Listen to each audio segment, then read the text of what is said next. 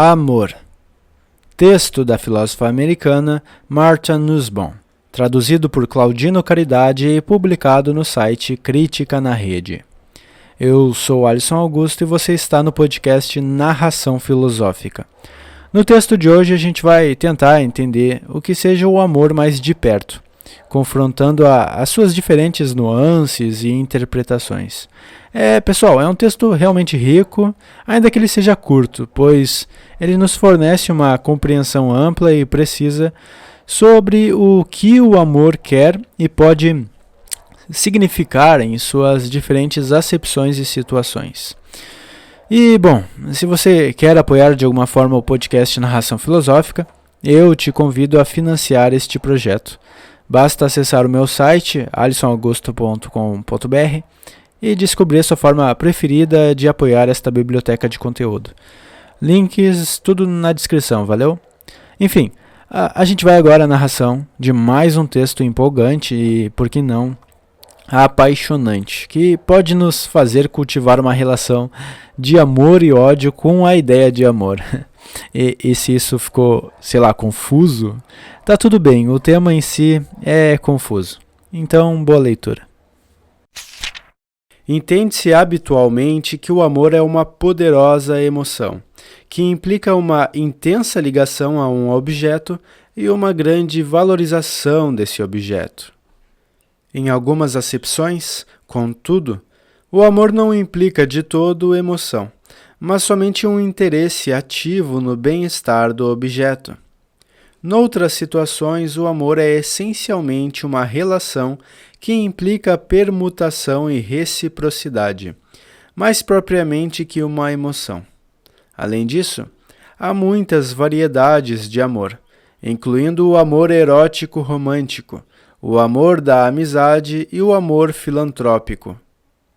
Culturas diferentes também admitem diferentes tipos de amor. O amor tem, igualmente, uma arqueologia complicada, porque tem fortes conexões com experiências de afeto precoces. Pode existir na personalidade a diferentes níveis de profundidade e nitidez, apresentando problemas específicos para o autoconhecimento. É um erro tentar fazer uma descrição excessivamente uniformizada de um tão complexo conjunto de fenômenos. O amor tem sido entendido por muitos filósofos como fonte de grande riqueza e energia na vida humana. Mas mesmo aqueles que exaltam a sua contribuição têm-no visto como uma potencial ameaça à vida virtuosa. Por esta razão, os filósofos na tradição ocidental têm se preocupado em apresentar descrições da reforma ou elevação do amor, com vista a demonstrar que há formas de conservar a energia e a beleza desta paixão, ao mesmo tempo que se eliminam as suas más consequências. Tópico 1. Amor, emoção, relação, ação. Entende-se frequentemente que o amor é uma emoção poderosa. Parece implicar quer uma intensa ligação a um objeto, quer uma elevada valorização do objeto. Muitas vezes, embora nem sempre, o objeto é visto como algo de que alguém necessita na sua própria vida.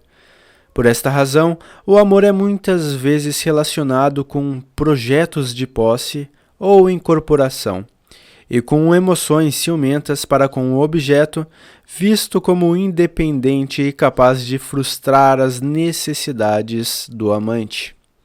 Spinoza sustentou que o amor implica ter consciência do objeto enquanto algo que suscita o próprio bem-estar de alguém. Visto que todos os objetos particulares são, também, em virtude da sua separação do eu, capazes de frustrar o bem-estar, todo o amor, concluiu Spinoza, é essencialmente ambivalente, misturado com raiva e mesmo ódio. Pode-se, contudo, defender que o amor é uma emoção ou emoções, enquanto se insiste que estas emoções podem ser isentas de ciúme e desejo possessivo. Assim, Platão, no Fedro, concebe o amor como uma poderosa reação à beleza e ao mérito, que está estreitamente ligada, nas pessoas virtuosas, à veneração e ao temor. Deste modo, respeita a separação do objeto e procura o seu bem. Estas considerações descrevem diferentes experiências, podendo ambas ser reais, como Platão, ao contrário de Spinoza, reconheceu. O amor não é apenas uma emoção. Pode também ser um tipo de relação.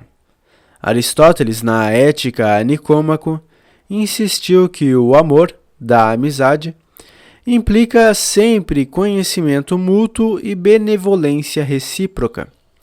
Embora qualquer descrição do amor necessite de abrir caminho para amores que não são correspondidos ou que são dirigidos para objetos que não podem retribuir, como bebês ou alguns animais, ou que não podem fazê-lo tão claramente, como Deus, a insistência de Aristóteles na interação e na reciprocidade fornece um ingrediente importante para uma descrição normativa de muitos tipos de amor humano, quer da amizade, quer romântico-erótico. Com efeito, a recusa em conceber o amor em termos relacionais é uma deficiência central em muitos casos de amor erótico, nos quais o objeto amado é, de fato, tratado como um objeto a ser possuído e imobilizado. Embora Proust pensasse que tais desígnios eram essenciais ao amor erótico, pode-se duvidar disto. Alguns amores podem não envolver de modo algum uma emoção forte.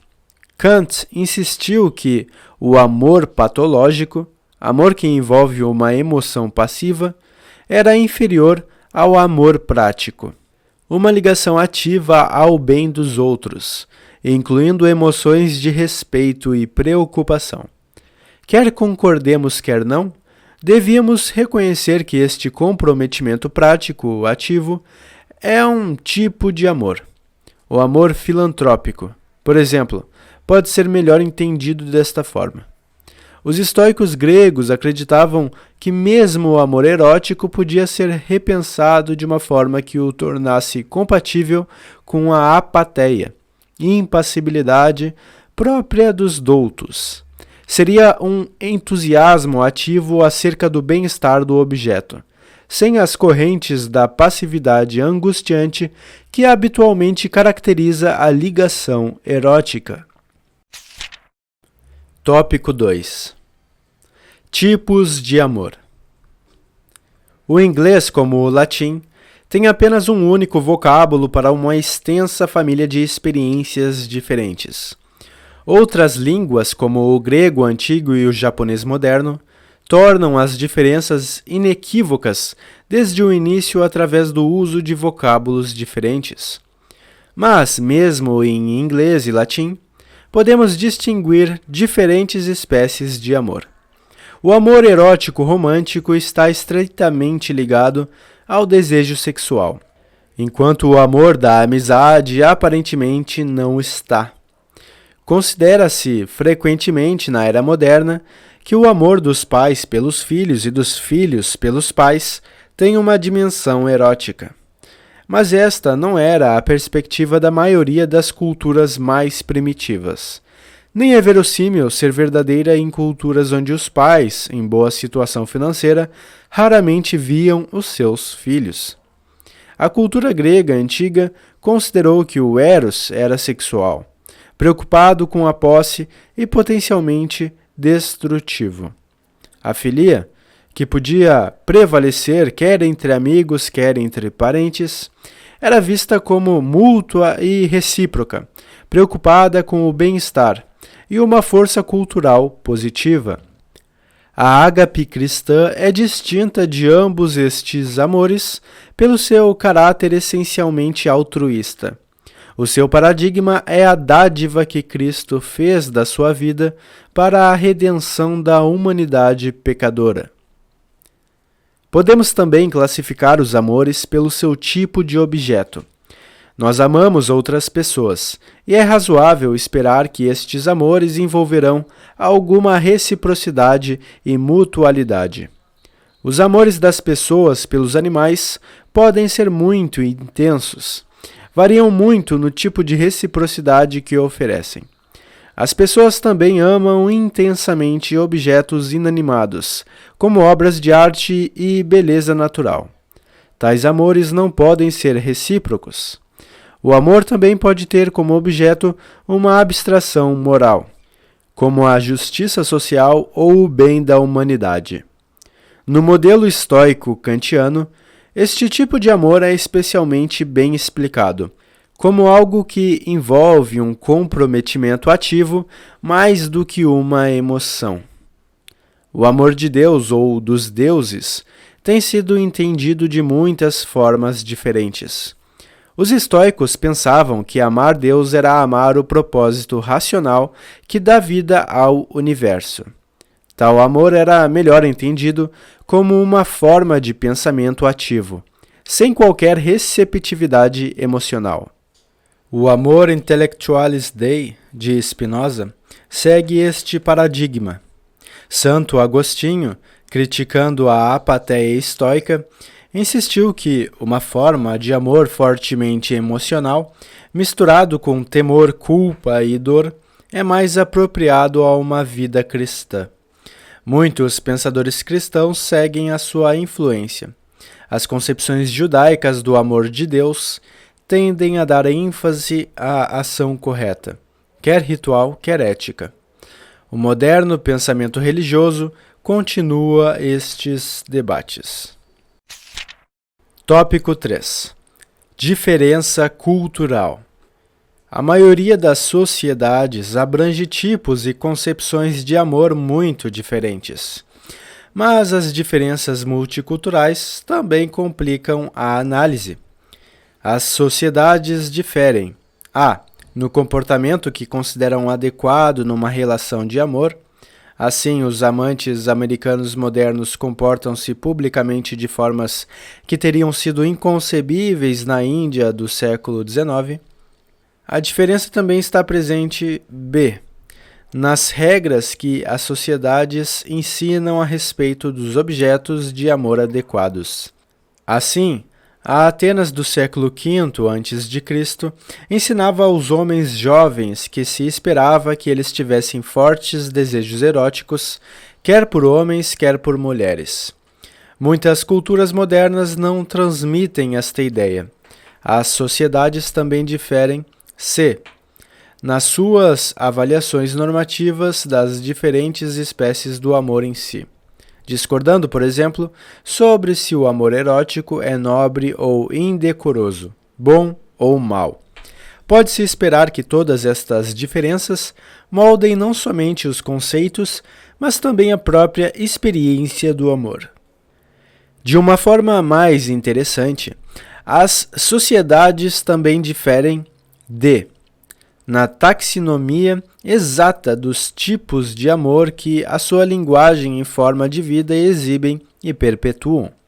Por exemplo, o grego antigo Eros é imaginado como um terrível poder que domina a personalidade e faz que ela se fixe num objeto com uma intensidade irresistível.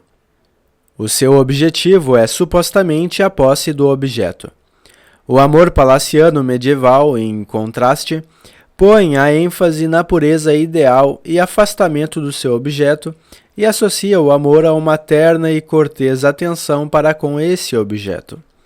Aqueles que, hoje em dia, perderam as crenças e as formas de vida que fundamentaram o amor palaciano, não podem ter experiência daquela paixão exatamente. As diferenças na taxonomia são muitas vezes descobertas e depois modeladas pela terminologia. Assim, o fato de os gregos antigos distinguirem o eros da filia e os romanos usarem apenas o vocábulo amor provavelmente moldou o pensamento e a experiência pelo menos até determinado ponto, embora os romanos distinguissem claramente diferentes variedades de amor. Analogamente, no mundo moderno, O fato de o japonês ter várias palavras distintas para aquilo que o inglês chama amor provavelmente revela alguma diferença real na experiência, ainda que estas diferenças não devam ser sobreestimadas. No mundo moderno, o entendimento da diferença cultural é dificultado pelo contato intercultural e pela tradução de textos formativos. Assim, o fato de o japonês ai ser usado para traduzir o bíblico ágape exprime, sem dúvida, a evolução daquele conceito enquanto aplicado à experiência. Tópico 4. Amor e desenvolvimento humano. As pessoas começam a ter emoções fortes antes de poderem mover-se ou falar. A combinação da maturidade cognitiva com o desamparo físico de um bebê humano dá origem a uma complexa e ambivalente vida emocional. À medida que vê que muitos objetos de que necessita para conforto e sobrevivência são também distintos e insubmissos. A perspicaz conjectura de Spinoza acerca da relação entre amor e cólera tem, presentemente, recebido muitas vezes confirmação clínica e experimental. Uma tarefa do desenvolvimento humano é gerir e até mesmo superar esta ambivalência, a qual existirá em muitas formas diferentes em diferentes vidas, à medida que o amor é poderosamente moldado pela identidade individual dos objetos de afeto precoces.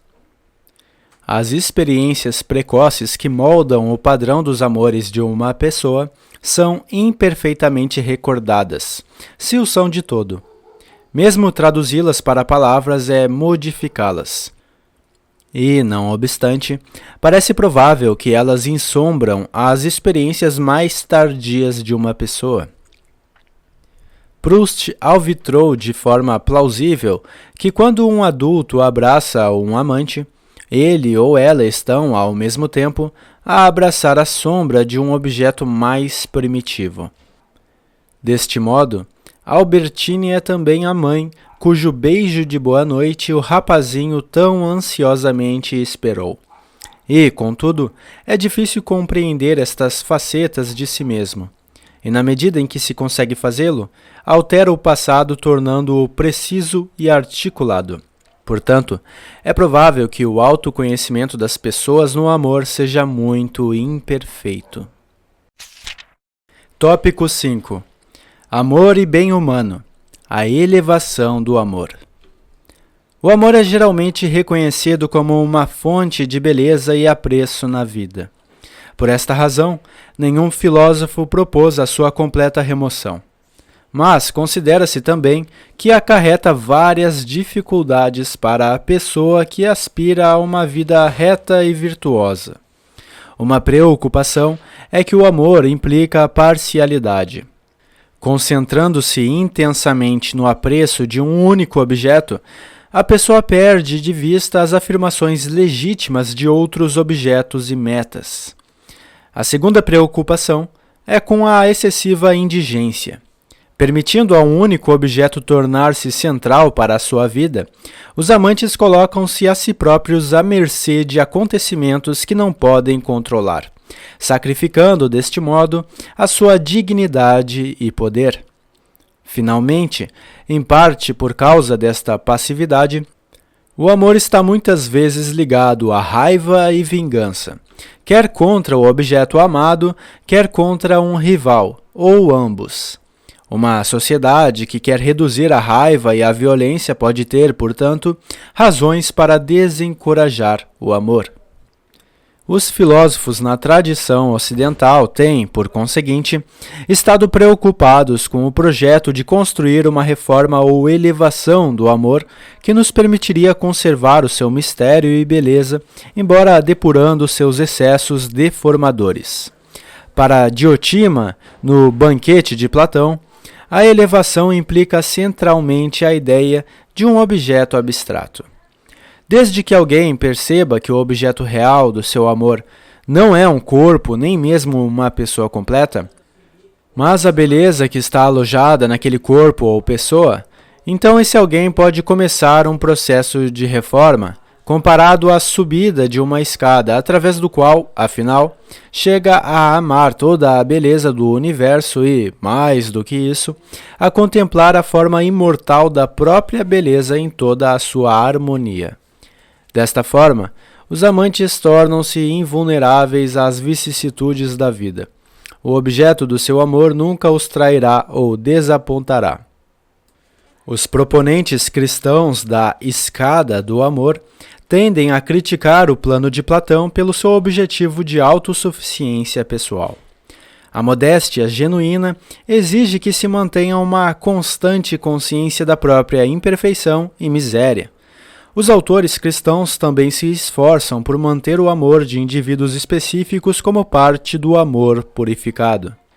Spinoza regressou à proposta platônica para a reforma contemplativa do amor. Concentrando-se na independência da mente de contingências externas, em última instância, uma pessoa vem a amar a estrutura determinista do universo inteiro e a mente é libertada da passividade e ambivalência que caracterizam os afetos humanos. Uma notável interpretação moderna da tradição platônica pode ser encontrada em A Procura do Tempo Perdido, de Proust, que afirma que cada um dos amores de um escritor é como um degrau numa escada que o conduz a formas superiores, nas quais, sozinho, o seu intelecto encontra conforto e deleite.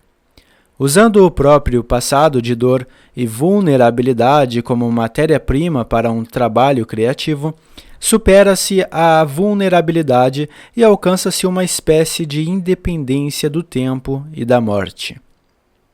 Nenhum destes reformadores gosta muito dos seres humanos reais.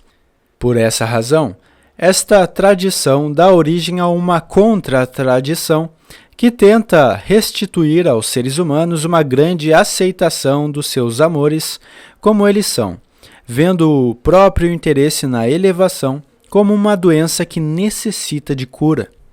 Muita desta tradição subsiste fora da filosofia.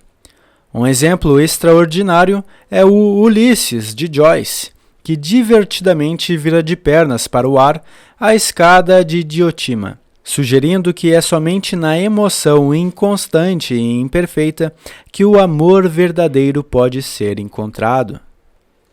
Ao conectar o idealismo religioso ao antissemitismo e o amor pelo corpo, de Bloom, a um amor filantrópico geral, Joyce sugere também que a tradição de elevação pode ser a causa dos ódios sociais, em vez de a sua cura. E aí pessoal, Alisson falando. Então, o que vocês acharam desse texto da nossa querida Martha Nussbaum? Como falar das complexidades do amor afeta vocês? Por acaso vocês têm alguma opinião formada sobre o que seria o amor? Se sim, por favor, encaminhe para mim, seja pelo meu e-mail, seja pela caixa de comentários, pelas redes sociais, porque é um tema muito complexo. Eu, pessoalmente, nunca firmei uma posição sobre o que seja essa tal coisa que nós designamos por amor. Porém, a forma mais próxima, talvez, de saber como esse sentimento nos afeta e, portanto, o que ele de fato é pelas experiências históricas, culturais, é pelo que a Martha tem tentado fazer aqui, não é mesmo? Pensando o amor em diferentes culturas, em diferentes sociedades, diferentes épocas. Mas a grande questão, eu acho, é colocado ali no final, quando fala de Ulisses, de Joyce, não é? Porque será que o amor não é, no fim das contas, não exatamente a solução que a gente procura? Porque hoje em dia a sociedade está repleta dessa ideia de que precisamos de mais amor. Mais amor, por favor, como diz o lema, né? Mas e se o amor, no fim das contas, for exatamente o motivo último pelo qual as coisas começam a dar errado? E se essa ambivalência entre amor e ódio é uma ambivalência necessária? O que a gente pode esperar do amor quando ele é ofertado, quando ele é exercitado, quando ele é compartilhado? Não haveria aquilo que a gente pode chamar aqui de lado negro da empatia, ou o lado negativo da empatia? Existe um artigo no site Shibboleth traduzido, acho que é da Helen Pluckrose, não lembro agora, mas que fala justamente sobre como a empatia, embora ela seja desejada, embora ela seja encorajada, ela tem um lado ruim de poder motivar as pessoas para que elas de fato tenham um inimigo, ou seja, na tentativa de amar um objeto, na tentativa de empatizar com esse objeto, seja um humano ou um objeto de qualquer tipo, na tentativa de protegê-lo, tu precisa entender e identificar quais são os seus inimigos, né, os seus detratores, e a partir disso a gente começa a fomentar certas cisões sociais, né? A gente vê isso de variadas formas, inclusive ao longo da história. E eu diria que não apenas a experiência patriótica é uma forma de empatia, porque a gente vê o lado positivo de se preocupar com seus compatriotas e tentar defender a sua nação, como também experiências mais, que a gente poderia chamar aqui de politicamente corretas, hoje em dia são uma forma de empatia também, né, que tentam proteger minorias. A questão é até que ponto a gente não precisa cultivar uma certa sensação de cisão contra o outro, né? E até que ponto esse tipo de cisão ele não está atrelado a uma ideia de amor, não está atrelado justamente a uma ideia que envolva alguma parcela de entrega de si para com o outro. E se essa entrega ela não é exatamente destrutiva, se ela é necessariamente positiva, porque talvez o amor seja, como diz, né, o texto, sobreestimado. Ao menos enquanto for possível amar toda sorte de coisas, de situações, de objetos, de pessoas, parece que será possível odiar toda sorte de coisas, objetos ou pessoas. Então, essa ambivalência necessária, ela é um desafio à compreensão da nossa própria tonalidade humana, né? De compreender quais são esses degradês de cinza que nos circulam, nos circundam, que nos definem. Mas enfim, são apenas algumas divagações aqui no final, mas falar sobre amor não é fácil para ninguém, e nem mesmo para qualquer filósofo, eu tenho certeza disso, porque não é exatamente algo com fórmulas matemáticas, não é mesmo? Então, o que nos resta é tentar se aproximar, né? Fazer uma abordagem aproximativa de uma compreensão do que a gente está falando aqui no final. E se no fim das contas essa profunda difusão, possibilidade de interpretar o amor em formas variadas, em diferentes graus, em diferentes situações, em níveis de qualidade distintos, se isso não é exatamente uma falta de ter termos melhores para falar sobre aquilo que a gente quer falar, não é mesmo? De toda forma, esses termos, as palavras que nós usamos, elas de alguma forma representam aquilo que a gente está sentindo.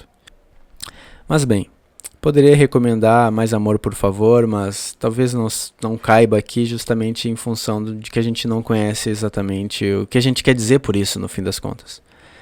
Mas, enfim, se vocês quiserem me explicar o que vocês entendem por amor, eu agradeço, tá?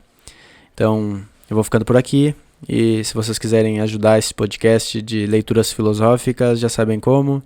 É só acessar alisonaugusto.com.br e lá vai ter uma aba para apoiar aqui o canal, o podcast. Eu tenho esse podcast Narração Filosófica e o podcast Logismos. Então fica o convite para todo mundo aí. E um forte abraço e até o próximo episódio.